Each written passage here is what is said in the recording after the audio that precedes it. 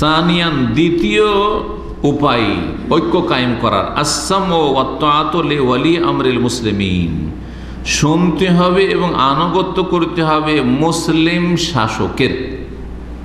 মুসলিম শাসক যেসব মুসলিম দেশ আছে সেখানে কি করতে হবে? শুনতে হবে ভালো কথা, বৈধ কথা শুনতে হবে, নাজায়েজ কথা শুনতে হবে না। কোথাও বলা হয় বাপ মাও যদি নাজায়েজ অবৈধ কথা বলে শুনতে হবে না। হ্যাঁ, আল্লাহ এবং তার রাসূল কোনো নাজায়েজ কথা বলেননি, কথা ঠিক না? বাকি যে কোনো মানুষের দ্বারা নাজায়েজ অবৈধ কথা মুখ দিয়ে বেরিয়ে যেতে পারে। হ্যাঁ, কারণ মানুষ ভুলের ঊর্ধ্বে নয়। সুতরাং আপনার বাপ মাও ভুল কথা বলতে পারে, সেখানে ভালো কথা জায়েজ কথা শুনবেন, নাজায়েজ কথা শুনবেন না।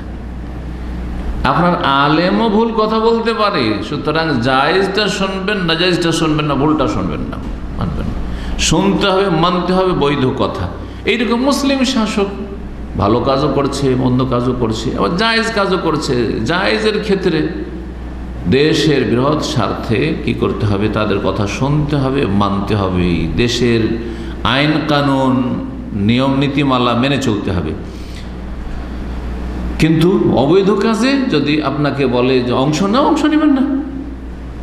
হ্যাঁ, আসো বৈশাখীর ইলিশ আর পন্তা ভাত খাই, যাবেন না আপনি? হিন্দুদের কাজ করতে যাবেন না আপনি, তাই না? আরও যেসব কি বলছে, আরো বৈশাখীর কি করছে ওরা? বৈশাখীর বৈশাখ মাসে নববর্ষের কি আছে, কি বরণ করা? হ্যাঁ আছে, আর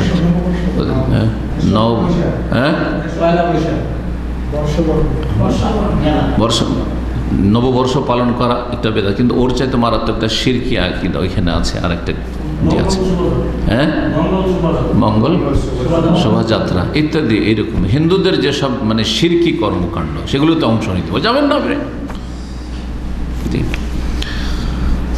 তো মুসলিম শাসকের কথা শুনতে হবে। আসসাম, হাদিসে শুনতে হবে বলে আসসাম মানে শোনা, আর ওয়াত্তাআতু মানে মানতে হবে। বলে হাজা কাল আসা, এই জন্য নবী সাল্লাল্লাহু আলাইহি ওয়াসাল্লাম উসিকুম বিতাকওয়াল্লাহ, তোমাদেরকে আমি উপদেশ দিচ্ছি আল্লাহকে ভয় করার। ওয়াসসামি ওয়াতা, আর শোনার আর মানার, শুনবে এবং মানবে।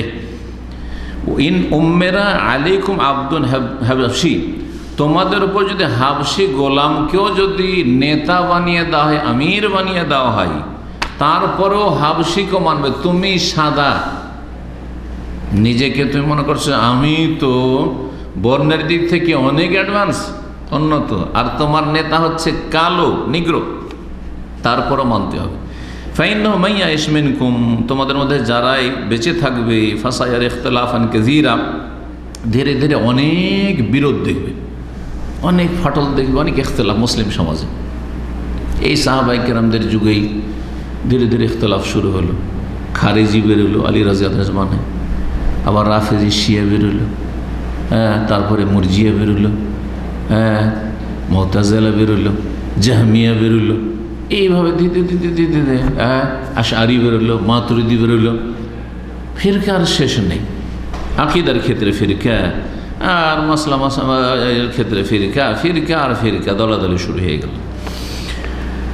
লিআন্না মাসিয়াত ওয়ালিয়াল আমরে সাওয়াবুল ইখতিলাফ, কারণ যদি মুসলিম শাসকের বিরুদ্ধাচরণ করেন, ওর বিরুদ্ধে যান, তো এতে ফাটল ধরবেই ধরবে। এটা আগে বিষয়টা বুঝিয়েছি আমি কয়েকটা আলোচনাতে। যখনই বিরুদ্ধে বেরোবেন তখন দমন করার চেষ্টা করবে। যাকে বলে আশঙ্কা হবে তার ক্ষেত্রে দমন নীতি অবলম্বন করা হবে।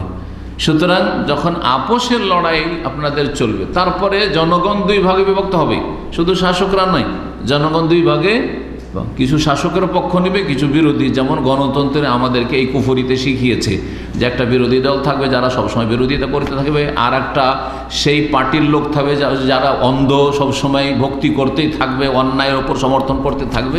এসব ইসলাম শেখায় না। ইসলাম শেখায় হকের সাথে থাকতে হবে। আর যদি অন্যায় কাজ মুসলিম শাসক করে, তো এই মুসলিম শাসককে সরানো সম্ভব না হইলে বৃহৎ স্বার্থে যাতে মুসলিমরা খুন না হয়, আর মুসলিম দেশে অশান্তি সৃষ্টি না হয়। মুসলিম দেশ যখন আপোষে লড়াই করে গৃহযুদ্ধে লিপ্ত হবে, তখন বহিরা শক্তি, কুফরি শক্তিগুলি সুযোগ পেয়ে যাবে সেই দেশকে ধ্বংস করার জন্য বা সেই দেশকে দখল করার জন্য।